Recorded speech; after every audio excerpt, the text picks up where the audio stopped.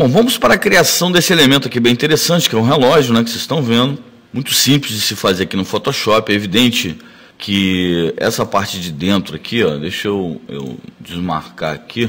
Então, essa parte de dentro aqui, ó, é uma imagem que eu baixei da internet, mas nós poderíamos também estar criando aqui o ponteiro, enfim, os números, né, em algarismos romanos aqui, sem problema nenhum. Mas para aproveitar que na realidade eu queria mostrar mesmo a coloração, a parte da luz aqui, onde causa esse efeito aqui de aço, né? Eu meio que deixei de lado aqui a parte interna do relógio, mas perfeitamente poderíamos estar fazendo isso aqui. Você vê que inclusive eu tenho aqui, ó, se você observar, eu criei aqui uma impressão de luz também batendo, e que como se fosse o vidro aqui, né, da frente do relógio. Deixa eu tirar aqui, você vai ver que é um elemento, aqui, você vê que eu tenho aqui, você vê que eu criei aqui um efeito de vidro, né? Esses são elementos muito simples que vamos criar aqui agora, nesse exato momento, no Photoshop. Deixa eu fechar isso aqui, File Close, vou abrir um novo palco, File New,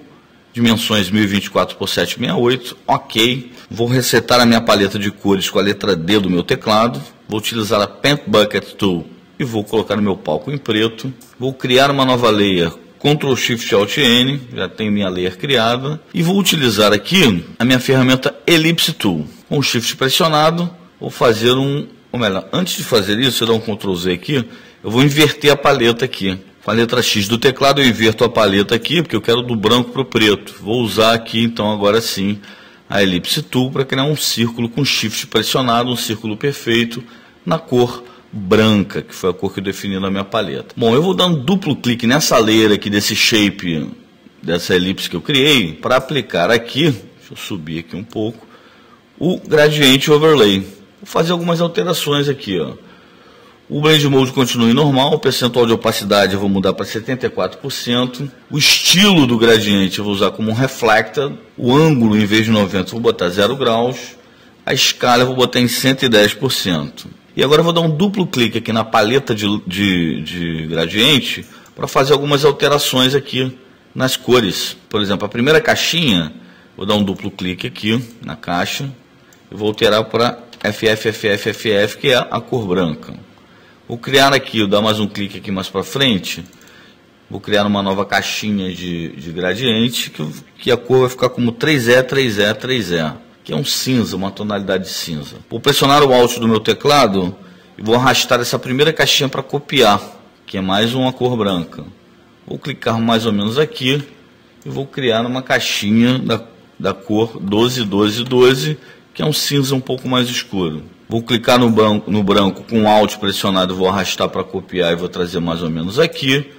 E finalmente a última caixinha vou mudar para ACA 899, que é um cinza um pouco mais claro. E temos mais ou menos essa, essa composição. Ok. E veja como ficou o nosso gradiente. Bom, novamente vou dar 2 cliques aqui para a gente continuar fazendo aqui os efeitos, né? Duplo clique nessa layer, vou fazer uma alteração aqui, ó, em Bevel and Emboss. O estilo fica Inner Bevel, o Technique Smooth, o Depth aqui eu vou mudar para 1000%, a direção fica em Up, o tamanho em 13, aqui eu posso deixar em 120, eu posso deixar aqui a altitude em 30 graus, eu vou mudar aqui esse gloss, o contorno, para essa opção aqui, ó. Duplo clique, pronto, já fiz essa alteração. Aqui eu vou deixar em Screen, mas com 100%, e embaixo Multiply, só que com 15%. E vamos utilizar aqui também o Satin, que fica em Multiply preto, 50%, aqui o ângulo eu vou botar em 59 graus, a distância em 9, o tamanho em 16, e o Counter, que é o contorno, também vou usar a mesma figura. Vou marcar essa opção Anti-Alias. Posso dar um OK. Maravilha, é isso aqui que eu quero mesmo. O que eu vou fazer agora? Eu vou criar um novo círculo aqui. Bom, eu posso fazer o seguinte agora. Eu vou duplicar essa layer aqui, ó, Ctrl J, e eu vou diminuir aqui na aresta para ficar com essa layer aqui na parte de dentro. Aqui, ó. Então, deixa eu dar um Enter para confirmar. Então, nós já obtemos aqui um resultado bem legal. Você vê que ele deu como se fosse um degrau aqui, né, de uma imagem para outra. E posso fazer isso mais uma vez, ó, Ctrl J. Vou diminuir um pouquinho aqui, centralizar aqui. E você vê que já temos aqui uma uma figura bem legal. Deixa eu só acertar um pouco mais aqui. Claro que em casa você vai poder fazer isso com toda a calma do mundo, né? Eu estou fazendo aqui num tutorial. Pronto, acho que ficou bom aqui. Deixa eu dar um Ctrl mais aqui.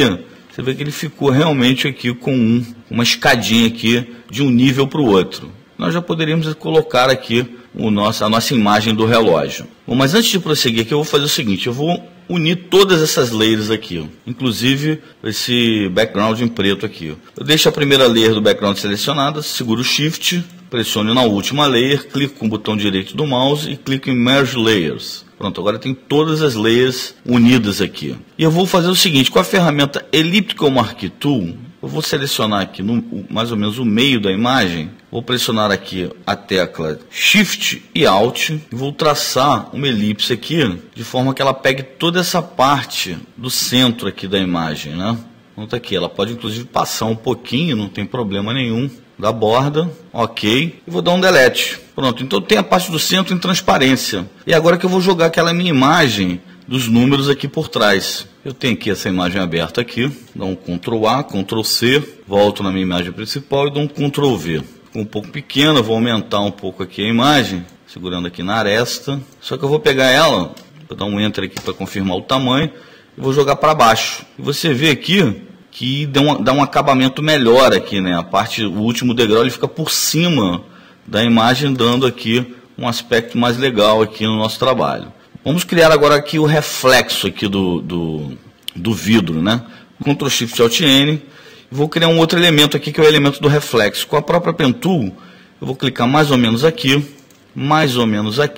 Vou fazer aqui, ó, clique e arrasto, mais ou menos aqui essa angulação. Clico no Alt, no último ponto, e volto aqui fazendo o contorno aqui da parte de dentro do relógio.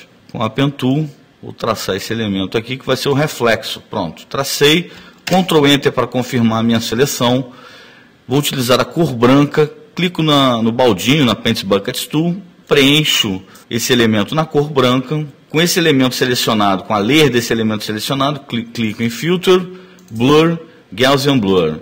E deixo aqui esse elemento com radius em 5 pixels. Clique em OK e vou baixar a opacidade dele aqui para 75%. Ctrl D para desfazer a seleção e você vê que eu já tenho aqui um reflexo bem real aqui, como se fosse o vidro do relógio, né? Eu posso aumentar aqui, diminuir um pouco mais a opacidade para dar mais realismo na coisa, mas enfim, é mais ou menos isso que eu quero. E vamos dar prosseguimento aqui. Ó. Vamos criar mais uma layer, Ctrl Shift Alt N, e vou criar mais um elemento com a Pen Tool aqui, que é o elemento aqui aquele botãozinho para dar corda no relógio, né? Vou fazer simplesmente aqui um quadrado ou um retângulo, como queiram.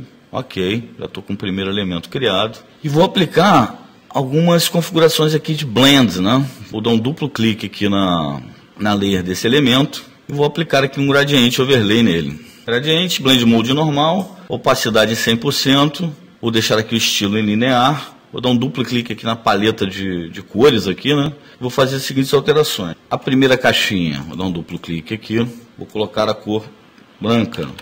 Opa, ficou azul. É FF, FF, FF. Vou clicar aqui para criar uma nova caixa.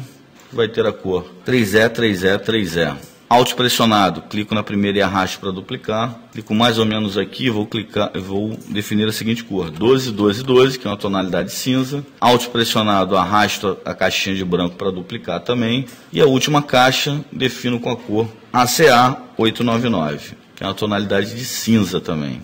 Clique em OK. Eu tenho aqui o meu elemento criado com a Pen Tool, vou dar um Ctrl Enter para definir a seleção. Posso usar aqui a Paint Bucket Tool. E temos essa imagem. Só que aqui eu vou fazer uma alteração no ângulo. Vou clicar novamente aqui, agora diretamente nessa layer, mas na opção da Gradient Tool.